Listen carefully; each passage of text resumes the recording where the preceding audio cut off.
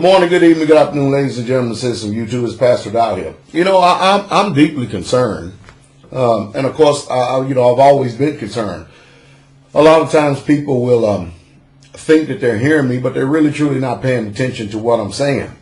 That's one thing about America that I've learned, because after all, I'm an American citizen, been one for 40-something years.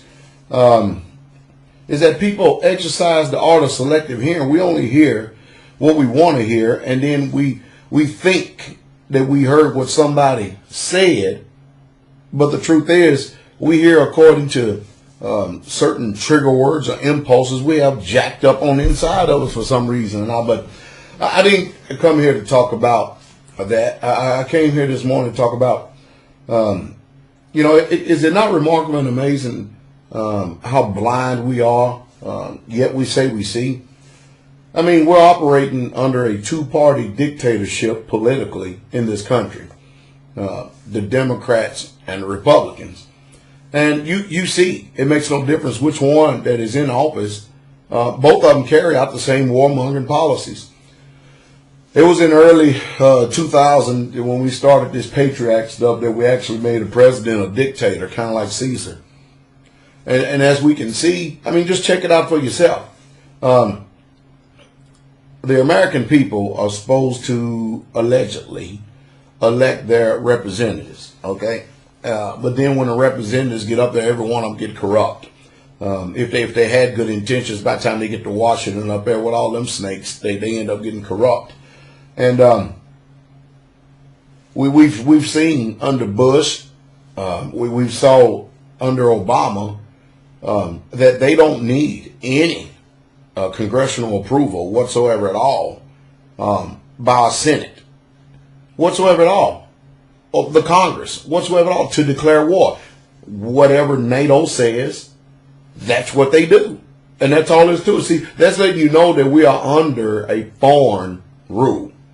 Because the voice of the people is null, nil, and void in this country. We don't have any voice. The whole system is jacked up.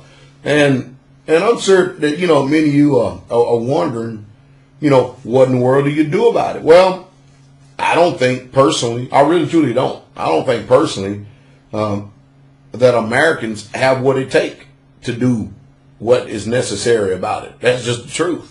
Somebody say, well, what about you? What about you? What about you? Well, I don't know. I think my resume is pretty good. I really truly do. But I'm here to try to bring information to you. I'm trying to help inform you. Because, most of us, we refuse to see. We don't even want to see it. As long as our little personal nest egg is not disturbed, then we're not alarmed. You take me as a pastor, for instance. I'm a pastor where the people, some receive me, some don't. So do you think I actually worry about the ones that don't? Do you think I worry about the ones who have dissenting viewpoints, who don't understand what I'm doing? No, not one bit. They added nothing to me, so hey, what difference does it make? The entitlement programs in this country is getting ready to go away. It has no choice but to go away. We can't continue. With $15 trillion, no, what, $16.4 trillion. That's what they just tell us in debt. That's not including unfunded liabilities. When you deal with Social Security and Medicaid, Medicare, and then you're dealing with the housing market on top of that. The truth is, we're more or less $100 trillion in debt. That's just as a country. And the whole debt of the whole entire world is in hop to a system called Zionism. And there's just no way it's going to be paid back. The ideal is to get as much and as many of you Americans in debt. Now, debt is slavery. It's just, you can use modern day terms. We can try to dress it up all you want, but that is nothing but really modern day slavery. Because in the Bible, in the scriptures, it's forbidden for Israelites to charge usury. But all the other countries, they exercise this so-called principle and they do it. We got to really truly start doing our own independent research and really start looking at things. you know, I get a few people, they watch me, and no doubt from the very beginning, they get offended. And sometimes they get really hot and really upset.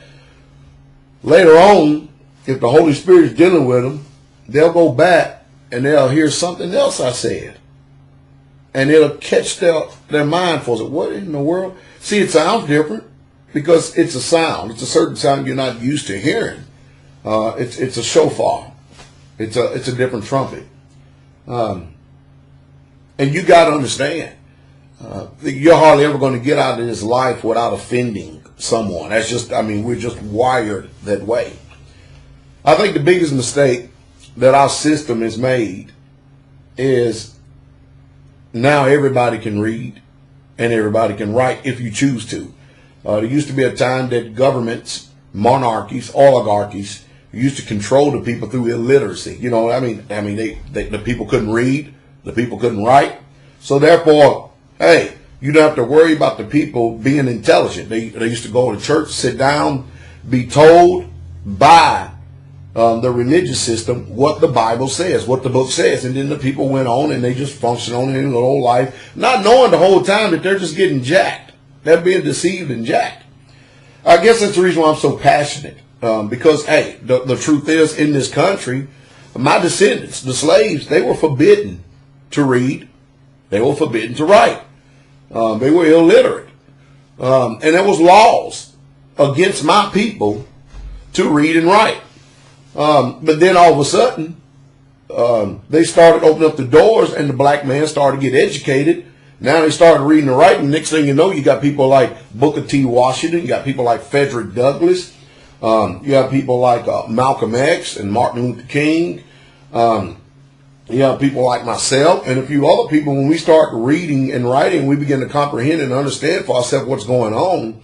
It's easy for me to see what's going on because my people personally has been used to oppression. And we understand it very well. But the white Americans, they're not used to this kind of oppression. And they're just now waking up.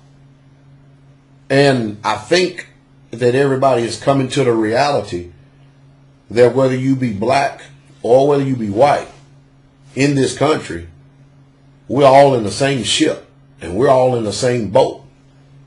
And unless we start using some self-autonomy, unless we start thinking independent of what the system has given us, I hate to say this statement, but it's the truth. We deserve exactly what we get because we're repeating the same mistakes of the past. I mean, you have to understand, reading is painful. After you know, some people, they end up getting pleasure in reading because they begin to understand why that it's a necessity that you read.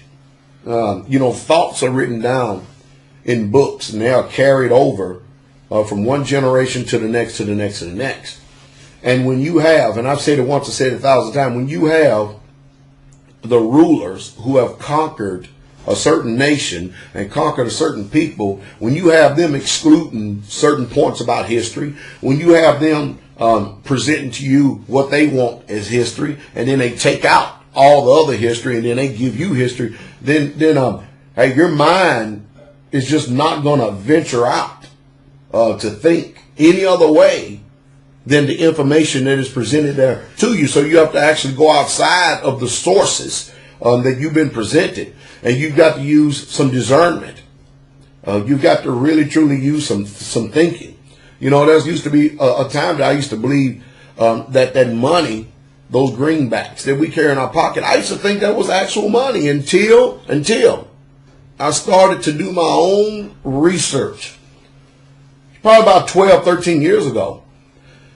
Then I started reading books. And I started, what in the world is going on? And hold on, let me show you one more other book.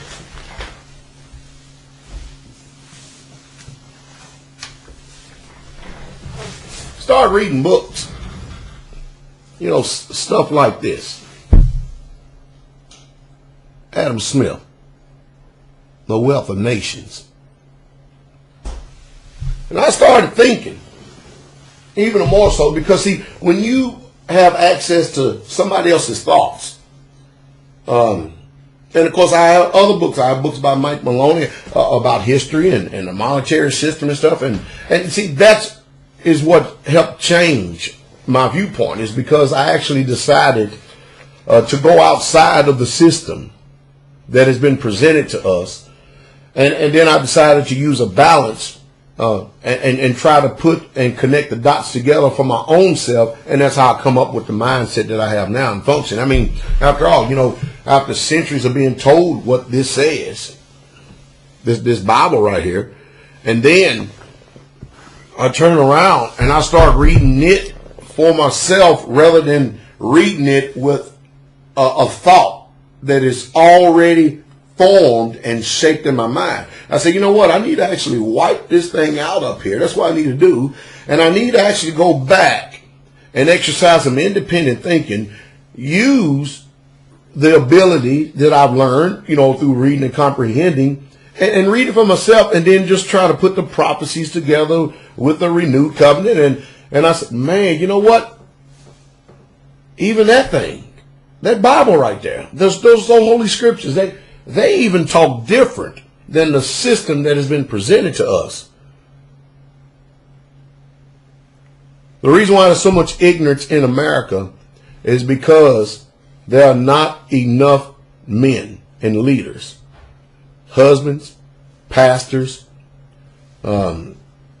leaders in a community who's supposed to be the pillar of strength for the people. Everybody's not going to have this on them, but, you know, people have the ability to recognize the truth when they hear it. Yeah, they do. They really, truly do it. All they need to do is hear it. But if all that they have presented to them is a glass of dirty water, that's all they're going to drink.